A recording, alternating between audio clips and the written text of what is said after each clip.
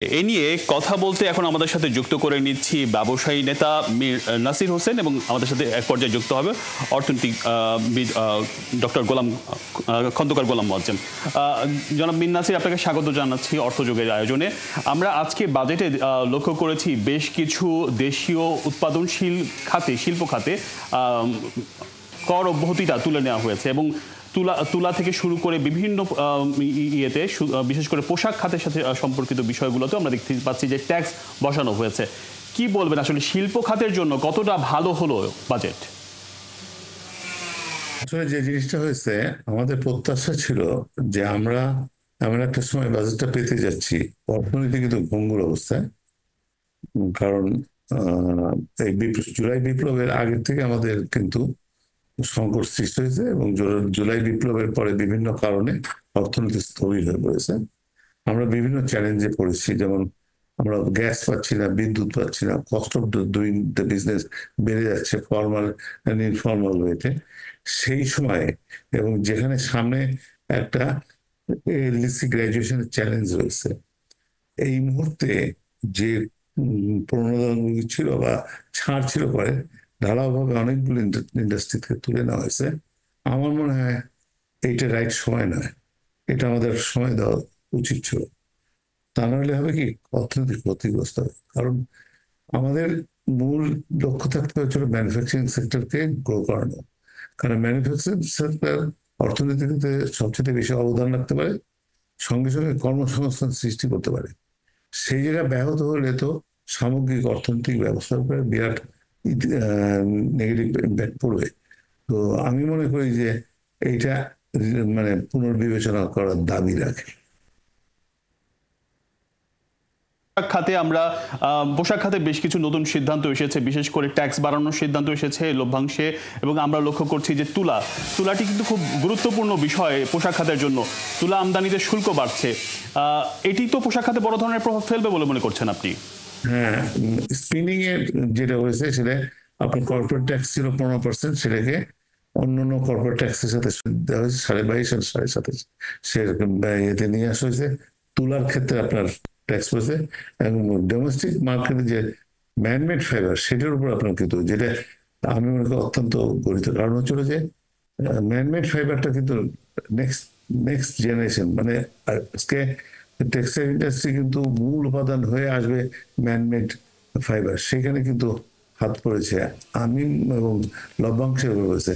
এইটা এই সময়ে আমরা যখন স্ট্রাগল করছি, আমরা কিন্তু অফিসিয়ালি দেখা যাচ্ছে যে আমাদের এক্সপোর্ট, মেইন এক্সপোর্টের জন্য গার্মেন্টস, সেটা প্রবৃদ্ধি আছে। কিন্তু আমরা আমরা যদি ভেতরে যাই তাহলে কিন্তু অনেক ইন্ডাস্ট্রি সিকিউর করছে। কারণ আমরা যে রেমুনারেশন, যে সিএম পাচ্ছি, সেই সিএম দিয়ে কিন্তু সাস্টেন করতে পারছি না।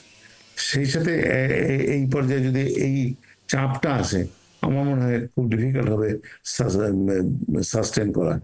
এটা আমি মনে করি সরকার পুনর্বিবেচনা করবেন, সে দাবি আমাদের থাকবে। একই সাথে আমরা জানি যে মূল্যস্ফীতি একটি বড় প্রবলেম হয়ে আছে দেশে। সেই মূল্যস্ফীতি কমানোর একটা টার্গেট নিয়ে এই বাজেটটি ঘোষণা করা হচ্ছে। কি মনে হয় সরকার যেভাবে সিদ্ধান্ত নিয়েছে সেটি মূল্যস্ফীতির চাপ কমাতে কতটুকু সহায়তা করবে? মূল্যস্ফীতির চাপ কমানো খুব ডিফিকাল্ট জিনিস। কারণ হচ্ছে যে আপনি দেখেন বিগত 1 বছরে মাত্র সরকার খুব টাইট মনিটারি পরিস্থিতিতে ব্যাংকের ইন্টারেস্ট রেট বাড়িয়ে শিল্পকে ক্ষতিগ্রস্ত করে আপনার ইনফ্লেশনটা কন্ট্রোল করতে চেষ্টা করেছে, কিন্তু সেরকম সাফল্য আসেনি। এই বাজেটে 8%-এর নামিয়ে আনার লক্ষ্যমাত্রা শুনলাম একটু আগে বাজেট মধ্যে। এটা খুব দুরূহ হয়ে যাবে, কারণ আপনার খরচ তো বাড়ছে, কারণ সরকারের খরচ বেড়ে যাচ্ছে। তারপরে আপনি যেটা টিএ দিয়ে বাড়াচ্ছেন, সরকারি কর্মচারীদের অন্য জায়গায় বেতন বাড়াচ্ছেন, সেগুলি কিন্তু মার্কেট এক্সপেন্ডিচার হ্যাবিটটা মানুষের বাড়বে। যখন এই বেশি এক্সপেন্ডিচার হয়ে যায় তখন কিন্তু ইনফ্লেশনে ইম্প্যাক্ট করে এবং আন্তর্জাতিক বাজারে আপনার দ্রব্যমূল্য যে খুব একটা কমবে তা আশা করা যায় না। তো দ্রব্যমূল্য মূল্যস্ফীতি কিভাবে এই পর্যায়ে আনবে সেটা সময় বলে দিতে পারবে। জি, অনেক ধন্যবাদ মীর নাসির। আপনি শিল্প খাত নিয়ে বক্তব্য দিচ্ছিলেন, সেই বিষয়টি আপনি বলছিলেন। অনেক ধন্যবাদ আমাকে সময় দেওয়ার জন্য। দর্শক, এবার আবার আলোচনায় যাচ্ছি। আমাদের সাথে যুক্ত হয়ে গেছে ইতিমধ্যেই খন্দকার গোলাম মোয়াজ্জেম। আমরা সেখানে যাচ্ছি খন্দকার গোলাম মোয়াজ্জেমের সাথে কথা বলার জন্য। জনাব খন্দকার গোলাম মোয়াজ্জেম, নিশ্চয়ই আমাকে শুনতে পাচ্ছেন যে কিছুক্ষণ আগেই বাজেট ঘোষণা হয়েছে এবং বাজেটের মূল সারমর্ম অবশ্যই আপনি জানেন। এক নজরে যে বাজেটটি দেখেছেন সেটিকে কেমন মনে হচ্ছে? আমার কাছে যেটা মনে হয়েছে যে এটা এক ধরনের অর্থনৈতিক পুনরুদ্ধারের চেষ্টাটি রয়েছে সরকারের কাছে। সীমিত ব্যয় করার মাধ্যমে রাজস্ব আদায় যতটুকু সামর্থ্যের মধ্যে সম্ভব সেই জায়গাটি দিয়ে অর্থনৈতিক যে ক্ষত তৈরি হয়েছে, দুষ্ট ক্ষত, সেখান থেকে পুনরুদ্ধারের একটি চেষ্টা আমাদের কাছে মনে হয়েছে। আবার একই সাথে সামনের দিনে যে অবশ্যম্ভাবী যে সমস্ত শর্ত পূরণের বিষয়ে আসছে আগামী বৈশ্বিক পর্যায়ে, এর মধ্যে একটি হলো এলডিসি গ্রাজুয়েশনের জন্য কাঠামোগত শুল্ক কাঠামোর ক্ষেত্রে কিছু সংস্কার, সেটির একটি প্রচেষ্টা আমাদের কাছে চোখে পড়েছে। এবং অন্যদিকে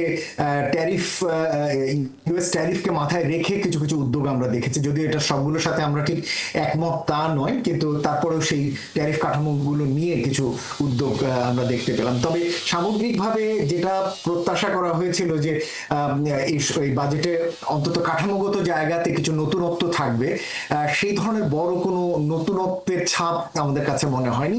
যতটুকু মনে হয়েছে যে সীমিত সামর্থ্যের ভিতরে খুব বড় রকমের কোনো মানে চ্যালেঞ্জ না তৈরি করে, কাউকে খুব বড় রকমের বিঘ্ন না ঘটিয়ে যতটুকু সম্ভব একটি বাজেট, মডারেট লেভেলে একটি বাজেট দেয়া, সেই চেষ্টাটি রয়েছে। যে অনেকেই বাজেটকে গতানুগতিক বলছে, বিশেষ করে গেল সরকারের বেশ কিছু উদ্যোগ, বেশ কিছু বড় প্রকল্প, মাতার বাড়ি সহ বড় প্রকল্পকে টেনে নিতে হচ্ছে এবং এই জন্য শিক্ষা এবং স্বাস্থ্যে যে নজরদারি দেওয়া প্রয়োজন সেটি দেওয়া সম্ভব হয়নি বলে সরকারের পক্ষ থেকে জানানো হয়েছে। কি বলবেন, আসলে এটি কতটুকু যৌক্তিক ছিল? দেখুন, এই যুক্তিটি মোটেই গ্রহণযোগ্য নয়, এই কারণে যে বিপুল পরিমাণ রাজস্ব সরকার আদায় করতে পারছেন না এবং বঞ্চিত হচ্ছেন। আমাদের নিজেদের গবেষণায় আমরা দেখেছি যে 2023 সালে কর ফাঁকি, কর এড়িয়ে যাওয়া বা কর জালের বাইরে থাকার জন্য 2,20,000 কোটি টাকার মতো রাজস্ব থেকে সরকার বঞ্চিত হচ্ছে।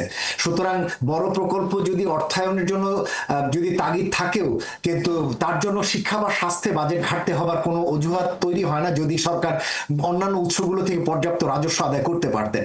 যেটা দুর্ভাগ্য সেটা হচ্ছে এনবিআর কে ডিজিটালাইজেশন করা বা অটোমেশন করার কাজগুলো মোটেই বেগবান করা যায়নি বিগত সরকারের সময়। এই সরকার সময় সেটা খুব বেশি বেগবান হয়নি, যদিও আমরা শুনতে পাচ্ছি যে আয়কর অনলাইনে দেবার বিষয়টি বাধ্যতামূলক করা হচ্ছে সকলের জন্য। সেগুলো খুব ছোট ছোট উদ্যোগ, কিন্তু বড় আকারে সারা দেশে এনবিআর এর কার্যক্রম ছড়িয়ে দেওয়া, রাজস্ব আদায়ের জন্য বড় রকমের ডিজিটাল উদ্যোগগুলো নিয়ে যাওয়া এবং কর ফাঁকি বা কর এড়িয়ে যাওয়ার বিষয়গুলোকে গুরুত্বের সাথে দেখা, সেই জায়গাগুলো কিন্তু আমরা দেখিনি। সুতরাং ওই জিনিসগুলো যদি থাকতো তাহলে রাজস্ব আদায় আরো বড়ভাবে আদায় করা সম্ভব হতো, এমনকি সীমিত প্রবৃদ্ধির ভিতরেও সেটা সম্ভব হতো এবং তার ফলে শিক্ষা বা স্বাস্থ্যের মতো সামাজিক খাতে যেখানে অনেক বেশি অর্থ বরাদ্দ দরকার সেটি দেয়া যেত।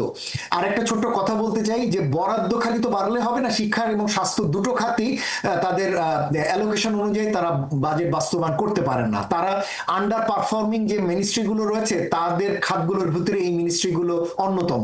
সুতরাং স্বাস্থ্য খাত তো অবশ্যই, শিক্ষা খাতেরও দুর্বলতা রয়েছে, তারা বাজেট বাস্তবায়ন করতে পারেন না। সুতরাং বড় বাজেট দিলাম, বাস্তবায়ন করতে পারলো না, এই দুর্বল কাঠামো নিয়ে তো সম্ভব না। সুতরাং মন্ত্রণালয়গত যে দুর্বলতা রয়েছে বাজেট বাস্তবায়নে, সেটা দূর করা প্রয়োজন। জি, সেটি দূর করার প্রয়োজন। আমরা জানি যে মূল্যস্ফীতি একটি বড় চ্যালেঞ্জ এবং এই বাজেটের সেটির প্রতি লক্ষ্য রাখা হয়েছে, কিন্তু আমরা দেখছি যে দেশীয় উৎপাদনশীল খাতে সরকার কর অব্যাহতি তুলে নিয়েছে এবং পোশাক খাতেও দেখলাম যে আমরা এক ধরনের শুল্ক আরোপ করা হয়েছে।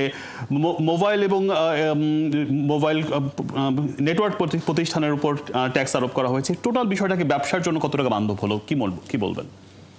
দেখুন, আপনি যেটা বলছেন যে মূল্যস্ফীতির জন্য পর্যাপ্ত উদ্যোগ আমাদের কাছে মনে হয়নি যে পর্যাপ্ত উদ্যোগ যেটুকু রয়েছে সেটাও আসলে মনিটারি পলিসি কেন্দ্রিক, অর্থাৎ সরকারি ব্যয় কিছুটা সীমিত রাখা এবং তার মাধ্যমে অর্থ সরবরাহ যদি কমে, সুতরাং বাজেট থেকে সেই ইঙ্গিতটি কিছুটা রয়েছে। সরকার এডিপির আকার খুব বড় করেননি, এর ফলে মুদ্রাস্ফীতিজনিত মূল্যস্ফীতি কিছুটা নিয়ন্ত্রণে থাকবে। কিন্তু সবচেয়ে বড় যে দরকার সেটা হচ্ছে মার্কেট গভর্নেন্স, অর্থাৎ এই জায়গাগুলোতে সাপ্লাই চেইনগুলোকে ডিজিটালাইজেশন করা এবং এই ডিজিটালাইজেশন করার জন্য বাজেট বা অর্থ বরাদ্দ করা এবং সেটার জন্য উদ্যোগ, সেই ধরনের কোনো উদ্যোগ, সাপ্লাই চেইন কেন্দ্রিক ডিজিটালাইজেশনের কোনো উদ্যোগ প্রকল্প আমরা কিন্তু চোখে পড়েনি। সুতরাং এই ক্ষেত্রে মূল্যস্ফীতি যতটুকু হবে, কম বেশি যা হবে, কিছুটা হয়তো সীমিত হবে, কিন্তু 6.5% নেমে আসবে বলে মনে হয় না।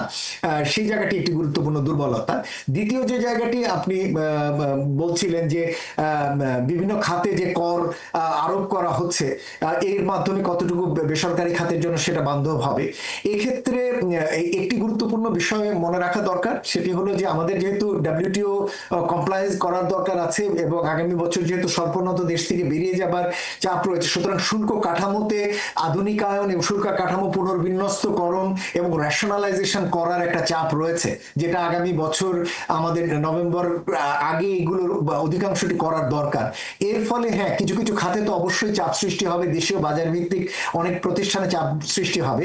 সেই ক্ষেত্রে বিকল্পভাবে এদেরকে কিভাবে অর্থায়ন করা যায়, সুবিধা দেওয়া যায়, সেটি হয়তো বিবেচনা করা। বিকল্প ব্যবস্থা নেওয়ার কথা বলছেন, বিকল্প ব্যবস্থা নেওয়ার কথা বলছেন জনাব ডক্টর খন্দকার গোলাম মোয়াজ্জেম। আমাদেরকে সময় দেওয়ার জন্য অনেক ধন্যবাদ।